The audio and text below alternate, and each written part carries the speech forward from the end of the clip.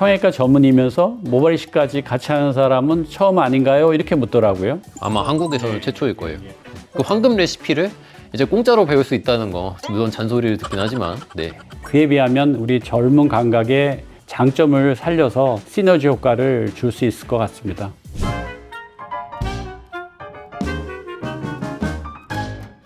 안녕하세요. 홍성철 성형외과 모발이식센터 원장 홍승원입니다. 네, 제 옆에는 아주 특별한 게스트를 모셨는데 원장님 한번 자기소개해 주시죠. 안녕하세요. 우리 같은 병원에서 진료하고 있는 홍성철입니다. 그리고 옆에 홍성원 원장의 아버지이기도 하고요. 근데 제가 뭐 환자들한테 이런 얘기 안 해도 환자들 상담 오셔서 같은 홍씨니까 아드님이시죠? 이런 얘기를 하더라고요. 또 생긴 것도 좀 비슷하고. 닮으셨어요. 맞아요. 그런 얘기 많이 듣긴 해요. 오늘은 저희가 매일 수술실에서만 보다가 이렇게 카메라 앞에서 처음으로 서로에게 궁금한 거를 이렇게 대화를 나누는 시간을 좀 가져보겠습니다. 예. 제가 먼저 질문을 할게요. 네, 솔직히 제가 처음 의대에 가고 전공을 골랐을 때 하필 아빠랑 똑같은 성형외과를 선택하겠다고 했을 때 기분이 어땠어요? 삼성 서울병원에서 인턴을 하고 성형외과 리전트 경쟁이 심한데 잘 들어가서 일단은 그때 굉장히 기뻤긴 한데요. 솔직히 말하면 걱정 반, 대견함이 반이었죠. 네, 사실 기뻐하신 줄 전혀 몰랐어요. 왜냐하면 전혀 기뻐한 티를 안 내셨거든요. 성형수술이라는 거는 러닝 커브가 굉장히 길고 또 결과에 대한 부담이나 책임감이 굉장히 따르는 자리잖아요. 또 내가 걸어온 길이니까 너무나도 잘 알고 있어요. 그래서 그 힘든 길을 굳이 저를 따라서 한다고 했을 때 안쓰럽기도 한데 또 기대감도 있고 든든함도 있고 고맙기도 합니다. 예. 진짜요? 그럼요. 네, 사실 당연히 저도 그렇지. 네, 아버지의 30년 경력에 누가 되면 안 된다는 부담감이 엄청났어요. 그리고 저희 아버지가 엄청나게 꼼꼼하고 섬세한 성격이어가지고 어렸을 때부터 많이 잔소리를 하셨는데 뭔가 통제를 많이 해서 항상 네. 좀 후회하고 있습니다. 아니에요. 근데 그 성격 덕분에 정말 제가 꼼꼼해졌어요. 사실 제가 평소에 성격은 그렇게 꼼꼼한 편이 아닌데 일할 때만큼은 저도 되게 꼼꼼해지더라고요, 이게. 그래서 이제 아들인 제가 수술방에 들어가는 모습을 볼 때 혹시 뭐 강조하고 싶은 철학이나 이런 게 있을까요? 저도 젊었을 때는 그걸 느끼지 못했는데 환자를 사랑을 해야 된다 이런 말씀을 조금 느끼하지만 그런 얘기를 항상 사실은 해왔거든요. 환자를 대하는 진정성 그리고 안전하게 수술을 마무리해야 한다는 기본기는 절대 변하지 않는 것 같아요.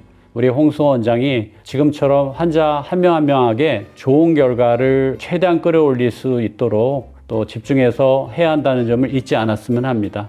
자, 이제 네. 아버지가 한번 저한테 물어보시죠. 제가 그 아끼는 그 모발 이식하는 성형외과 후배 원장이 어느 날 저한테 이런 말을 하더라고요.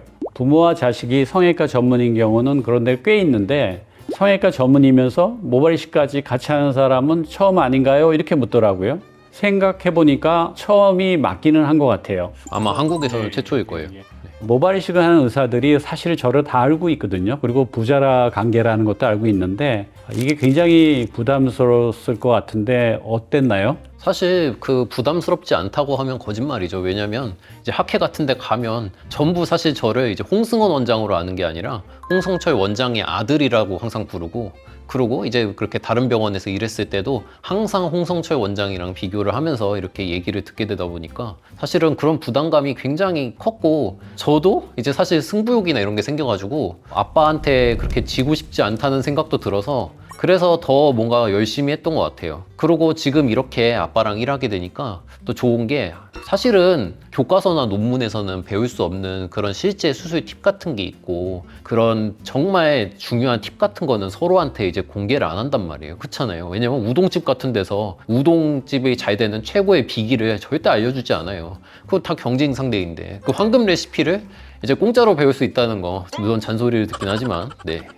그건 그렇죠. 그런데 나도 이렇게 같이 일해보면서 홍성 원장한테 배우는 게 있습니다. 최근에 그 홍 원장이 환자들 헤어라인 디자인한 거 보면 환자의 니즈를 최대한 맞춰서 디자인을 하려고 하더라고요. 제가 의업을 한 30년 이상 해왔으니까 시작점이 차이가 많이 나는데 그에 비하면 우리 젊은 감각의 장점을 살려서 시너지 효과를 줄 수 있을 것 같습니다. 아버지의 그런 견고한 수술 테크닉에 더해서 저의 그런 젊은 감각과 경험에 더하는 게 제 목표입니다. 저와 경력이 오래되긴 했지만 좀 고루한 면도 있거든요. 그래서 그런 기본기가 필요하긴 하지만 요즘 젊은 사람들이 되게 똑똑하잖아요. 그런 똑똑한 사람들의 그런 장점을 살리면 저희가 또 더 환자들한테 좋은 수술할 수 있는 그런 기회가 될 수 있을 것 같습니다. 오늘 이렇게 카메라 앞에서 이야기하니까 조금 어색하고 사실은 이렇게 지금 앉아있는 것도 살짝 어색하긴 한데 앞으로 저희 채널에서 어떤 이야기를 들려드리면 좋을까요?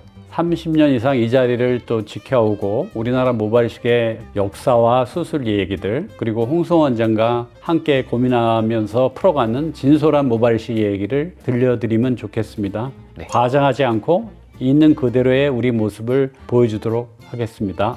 네, 좋습니다. 저희 모발 이식에 대해서 궁금한 점 있으면 언제든 댓글 남겨주시고요. 앞으로 저희 부자의 케미 기대해 주세요. 네, 감사합니다. 감사합니다.